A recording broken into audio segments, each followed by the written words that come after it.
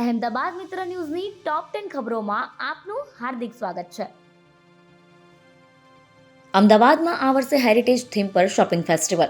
Ahmedabad municipal corporation દ્વારા આ વર્ષે 12 ડિસેમ્બર 2025થી 13 જાન્યુઆરી 2026 સુધી ભવ્ય અમદાવાદ શોપિંગ ફેસ્ટિવલ 2025નું આયોજન કરવામાં આવ્યું છે.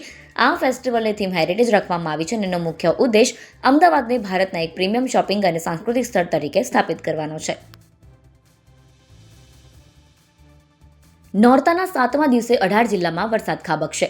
રાજ્યમાં હાલ ખેલૈયાઓ મન મૂકીને નવરાત્રિની મોજ માણી રહ્યા છે, ત્યારે હવામાન વિભાગ તરફથી ખેલૈયાઓ માટે માઠા સમાચાર આવ્યા છે.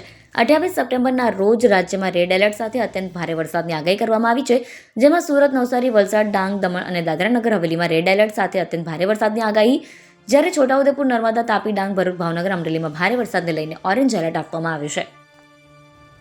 અમદાવાદમાં 3 માસના ગર્ભ સાથે મહિલાને ગળાફાંસો. મેમનગર વિસ્તારમાં રહેતી પરિણીત મહિલાએ 3 મહિનાનું બાળક પેટમાં હોવા છતાં પોતાના ઘરમાં ગળે ફાંસો ખાઈ જીવન ટૂંકાવી લીધું. સાસરિયાના લોકો દહેજ માટે માનસિક ત્રાસ આપતા હોવાનો મૃતકના પરિવારજનોએ આરોપ લગાવ્યો છે. શહેરના વિવિધ વિસ્તારમાં આઈ લવ મોહમ્મદના પોસ્ટર લાગ્યા.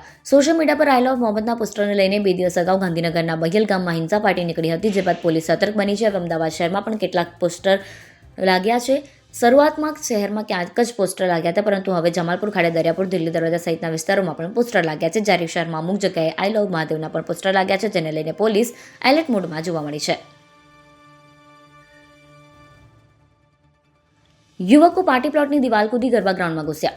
બોપલ વકીલ સાહિબ બ્રિજ પાસે શહેરના ગરબા ગ્રાઉન્ડમાં મફતની એન્ટ્રી નહીં આપતા ટોળાએ આયોજક પર હિંસક હુમલો કર્યો. બસેરા પાર્ટી પ્લોટમાં ટોળાએ આયોજકો પર જીવલેણ હુમલો કર્યો હતો. એટલું જ નહીં, ગરબા રમતા ખેલૈયાઓ સાથે પણ ઝપાઝપી કરી તોડફોડ મચાવી જતા રહ્યા હતા. ગરબામાં મફતની એન્ટ્રી નહીં આપતા સિક્યુરિટી ગાર્ડ સાથે માથાકૂટ શરૂ કરી હતી. આ અંગે સરખેજ પોલીસે ગુનો નોંધી તપાસ હાથ ધરી છે. 1903 નર્સિંગ ભરતી પરીક્ષામાં ગડબડની આશંકા. 9 ફેબ્રુઆરીના રોજ આરોગ્ય વિભાગની નર્સિંગ ભરતીની પરીક્ષા લેવામાં આવી હતી. 1903 જેટલી જગ્યાઓ માટે 53,000 જેટલા ઉમેદવારોએ પરીક્ષા આપી હતી. જોકે 100 પ્રશ્નોના પેપરની જવાબ સૂચિ જાહેર થતાં ભરતી પ્રક્રિયામાં વિવાદ આવ્યો છે, કારણ કે જીટીયુ દ્વારા સેટ કરાયેલ 100 પ્રશ્નોના પેપરમાં જવાબો ક્રમિક રીતે ABCD આવતા હતા. અમદાવાદમાં પીજી માટે પોલીસ વેરિફિકેશન સોસાયટીનું એનઓસી ફરજિયાત. અમદાવાદમાં પેઇંગ ગેસ્ટ માટે પોલીસ વેરિફિકેશન અને સોસાયટીનું એનઓસી હોવું ફરજિયાત છે. જો આ એનઓસી નહીં હોય તો નોટિસ આપવામાં આવશે. અમદાવાદ શહેરમાં 385 જેટલા પીજીને નોટિસ આપવામાં આવી છે. અમદાવાદમાં આઈ લવ મોહમ્મદ પોસ્ટરનો મામલો.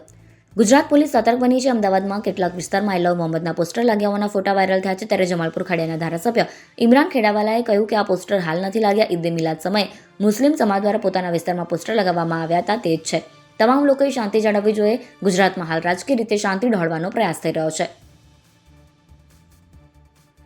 વાઘજીપુરમાં શિક્ષાપત્રી દ્વિશતાબ્દી મહોત્સવની ઉજવણી. પંચમહાલના શહેરા તાલુકાના વાઘજીપુર સ્થિત સ્વામિનારાયણ કુમકુમ મંદિરે સત્સંગ સભાનું આયોજન કરવામાં આવ્યું છે. આ પ્રસંગે સ્વામિનારાયણ ભગવાન દ્વારા લિખિત સર્વજીવ હિતાવહ શિક્ષાપત્રી ગ્રંથના દ્વિશતાબ્દી મહોત્સવની પણ ઉજવણી કરવામાં આવશે. સવારે 9 વાગ્યાથી લઈને 12 વાગ્યા દરમિયાન 28 સપ્ટેમ્બર 2025ના રોજ શ્રી અબજી બાપા વાતોની 25 પારાયણો, કીર્તન, ભક્તિ, સ્વામિનારાયણ મહામંત્ર, ધૂન સહિતના કાર્યક્રમો યોજાશે.